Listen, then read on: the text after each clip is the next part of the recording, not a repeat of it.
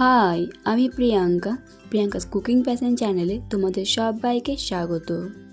রসমালাই কিন্তু গাজর দিয়ে একবার বানিয়ে নিলে বারবার বানিয়ে খেতে মন চাইবে। চলো তাহলে শুরু করা যাক আমার আজকের এই রেসিপিটি। তোমরা পুরো ভিডিওটা দেখতে থাকো। সবার প্রথমে এখানে আমি 2টো গাজর নিয়েছি। তোমরা নিজেদের পরিমাণ অনুযায়ী গাজরগুলোকে নিয়ে নেবে। এবার আমি প্রথমে গাজরের খোসাটাকে কেটে ফেলে দেব। গাজরের খোসাগুলোকে আমি কেটে ফেলে দিলাম। এবার আমি একটা চাকু দিয়ে গাজরগুলোকে ছোট ছোট পিস করে কেটে নেব। ছোট ছোট পিস করে কিন্তু গাজরগুলোকে কেটে নিতে হবে। এবার আমি এখানে একটা মিক্সির জার নিয়েছি। মিক্সির জারের মধ্যে আমি গাজরগুলোকে দিয়ে দিলাম আর দিয়ে দিচ্ছি সামান্য একটু জল। খুব বেশি জল দেওয়ার দরকার নেই, তাহলে কিন্তু পেস্টটা ভালোভাবে করা যাবে না। এবার আমি ভালোভাবে গাজরগুলোকে পেস্ট করে নেব। একেবারে কিন্তু মিহি করে গাজরটাকে পেস্ট করে নিতে হবে, কোনো রকম দানা দানা অংশ রাখা যাবে না। গ্যাসের মধ্যে কড়াই বসিয়ে দিয়েছি। এবার আমি কড়াইয়ের মধ্যে দিয়ে দিচ্ছি পরিমাণ মতো সুজি। তোমরা এখানে যেরকম পরিমাণে রসমালাইগুলো বানাবে সেই পরিমাণেই কিন্তু সুজিটাকে দিয়ে দিতে হবে। এবার আমি সুজিটাকে নাড়াচাড়া করে ভালোভাবে ভেজে নিয়েছি। এবার আমি দিয়ে দিচ্ছি গাজরের পেস্টটাকে।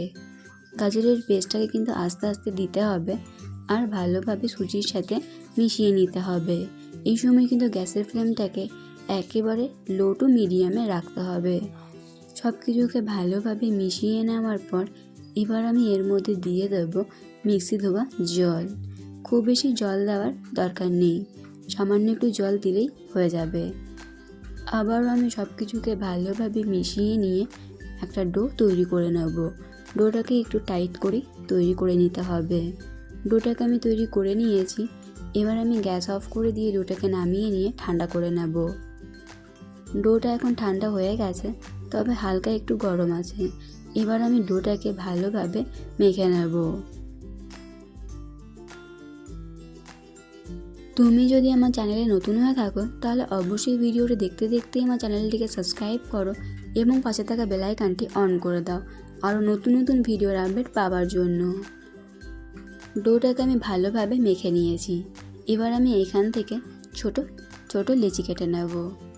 খুব বেশি বড় করে রসমালাইগুলো তৈরি করার দরকার নেই। এইভাবে ছোট ছোট করে রসমালাইগুলো তৈরি করে নিতে হবে, তাহলে খেতেও ভালো লাগবে আর দেখতেও ভালো লাগবে। এভাবে হাতের তালুর মধ্যে রেখে গোল শেপে রসমালাইগুলো ভালোভাবে তৈরি করে নিচ্ছি। চলো আমি তোমাদেরকে আরও একটা রসমালাই বানিয়ে দেখাচ্ছি। সেই জন্য আমি আবারও এই মিশ্রণটা থেকে অল্প একটু মিশ্রণ নিয়ে এইভাবে প্রথমে গোল করে নেব। গোল করে নেওয়ার পর হাতের তালুর মধ্যে রেখে গোল করে নিলে তৈরি হয়ে যাবে রসমালাইগুলো। এভাবেই আমি সবগুলো রসমালাইকে তৈরি করে নেব। তারপর ফিরে আসছি। সবগুলো রসমালাই আমি তৈরি করে নিয়েছি। এবার আমি গ্যাসের মধ্যে কড়াই বসিয়ে দিয়েছি। কড়াইয়ের মধ্যে দিয়ে দিচ্ছি 1.5 বাটি মতো দুধ। তোমরা যেরকম পরিমাণে রসমালাইগুলো বানাবে সেরকম পরিমাণেই এখানে দুধটা নিয়ে নিতে হবে। এবার আমি দুধটাকে ভালোভাবে জাল করে নেব। দুধটাকে আমি ভালোভাবে জাল করে নিয়েছি। এবার আমি এর মধ্যে দিয়ে দিচ্ছি এলাচ গুঁড়ো। তোমাদের যদি এলাচের ফ্লেভারটা ভালো না লাগে তাহলে তোমরা স্কিপ করতে পারো। এবার আমি এর মধ্যে দিয়ে দিচ্ছি ড্রাই কোকোনাট পাউডার। তোমরা এখানে ড্রাই কোকোনাট পাউডারের পরিবর্তে নারকেল গুঁড়োও ব্যবহার করতে পারো।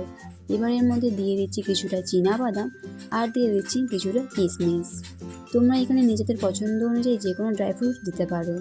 এবার এর মধ্যে দিয়ে দিচ্ছি পরিমাণ মতো চিনি। তোমরা যেরকম পরিমাণে মিষ্টি খেতে পছন্দ করবে সেই পরিমাণে চিনিগুলো দিয়ে দিতে হবে।